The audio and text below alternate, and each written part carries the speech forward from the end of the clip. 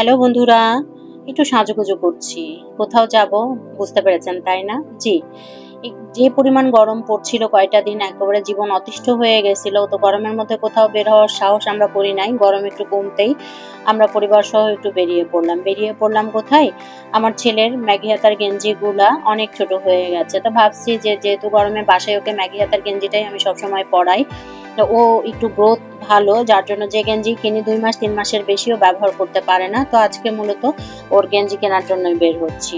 এখন অফিস থেকে ওর বাবা আসার পরে আমরা সবাই বেরিয়ে পড়লাম। মাত্র হালকা কিছু চা খেয়েছি, নাস্তা করেছি।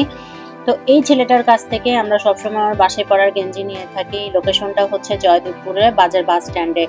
এর কাছ থেকে গেঞ্জিগুলা নিই, গেঞ্জি এবং প্যান্ট আয়নের জন্য নেই। বাসায় পরার সেগুলা এর গেঞ্জিগুলো অনেক ভালো কোয়ালিটিফুল এবং কালার তো অবশ্যই যায় না। আর যদি কোনো কারণে কালার যায় তাহলে কিন্তু ও চেঞ্জ করে দেয় এবং দামেও খুব সাশ্রয়, অর্থাৎ একসাথে অনেকগুলো নিলে না দাম কম পাওয়া যায়। আর ওর থেকে নেওয়ার পরে আমরা এই দোকানটাতে এসেছি। এটা হচ্ছে টপ কালেকশন। এই ও যার থেকে ফার্স্টে নিলাম ঠিক তার অপোজিটেই এই ছেলেদের দোকানটাতে অনেক বেশি ভালো কালেকশন থাকে এবং সবগুলো এক্সপোর্ট কোয়ালিটির। এবং আয়ানের জন্মের পর থেকে যত বাহিরের গেঞ্জি আছে আমরা এই দোকান থেকেই নিয়ে থাকি। শুধুমাত্র আয়ানের জন্য না, আনানের জন্য আমরা এখান থেকেই নিয়ে থাকি। তো আয়ানের সাইজের আসলে পাওয়া যাচ্ছে না, 116 সাইজের এখন ওর লাগছে। এটাও হয়তো 2 মাস বা 1 মাস পরাবো, তারপরে আর পরাইতে পারবো না। তো এখন আমরা বেশ কয়েকটা গেঞ্জি নিব যেগুলো পরলে ও একটু বাইরে যেতে পারবে, কারণ প্রত্যেকদিন বিকেলবেলা ওকে আমার খেলাতে নিয়ে যেতে হয়। একটা মাত্র ছেলে, একটা মাত্র সন্তান বলে একটা ব্যাপার আছে না, আর জীবনে প্রথম সন্তানের ক্ষেত্রে কিন্তু মায়া অনেক বেশি, ভালোবাসাটাও অনেক বেশি।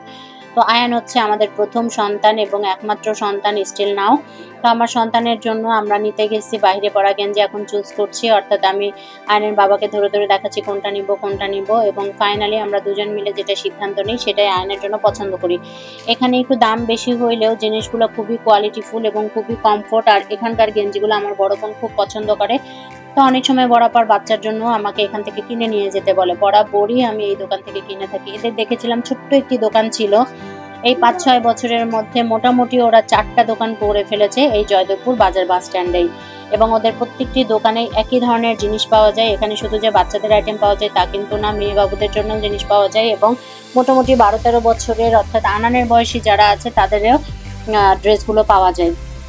তো আমরা এই গেঞ্জিটাকে পছন্দ করলাম, অর্থাৎ এই গেঞ্জিটা একটু আনকমন আমার কাছে মনে হলো, কিন্তু পছন্দ হইলেও সাইজে হবে না। অর্থাৎ যেহেতু আমার ছেলে আলহামদুলিল্লাহ একটু হেলদি, তো ওর জন্য একটু ঢুলা ঢালা নিতে চাচ্ছিলাম যাতে ও কমফোর্ট ফিল করে, কারণ এই গেঞ্জিগুলো পরায় ওকে আমি বাইরে খেলাইতে নিয়ে যাব। তো 8-8 হইলে আমার ছেলের জন্য খুব কষ্ট হবে। তো ওকে চেক করে করে দেখা হচ্ছে যে কোনটা হবে।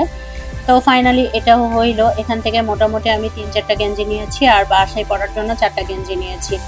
নেওয়ার পরে এগুলোকে বললাম, যে দোকানদারকে বললাম এই সাইজের আরও কিছু গেঞ্জি বের করে দেন। তো এই সাইজের আরও কিছু গেঞ্জি বের করে দেওয়া হচ্ছে এবং সবগুলোকে প্যাক করার জন্য বলা হচ্ছে। এদের এখানে একটাই ব্যাপার যে দামাদামি করার কোনো সুযোগ নাই। যদি একসাথে আমরা 3-4টা নিয়ে থাকি, আমরা যে এত পরিচিত প্রায় 6 বছর ধরে নিচ্ছি, তারপরেও কিন্তু এরা কোনো ছাড় দেয় না। কিন্তু যখন অনেক বেশি নিয়ে থাকি তখন ওরা একটু স্যাক্রিফাইস করে।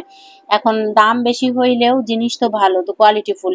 তো গেঞ্জি কেনার পরে আমার মনে হলো যে আমার মোবাইলে তো গ্লাস ভেঙে গেছে, আমার ছেলে ফাটিয়ে ফেলেছে। তো আমরা গ্লাসটাও একটু সেরে নিলাম। সেরে নেওয়ার পরে আমরা এখন চলে যাচ্ছি, আমাদের কাজ আজকের মতোই শেষ। তো আজকে এ পর্যন্তই। আল্লাহ হাফেজ, টাটা। অবশ্যই সবাই ফলো দিবেন আর সাবস্ক্রাইব করবেন। বাই।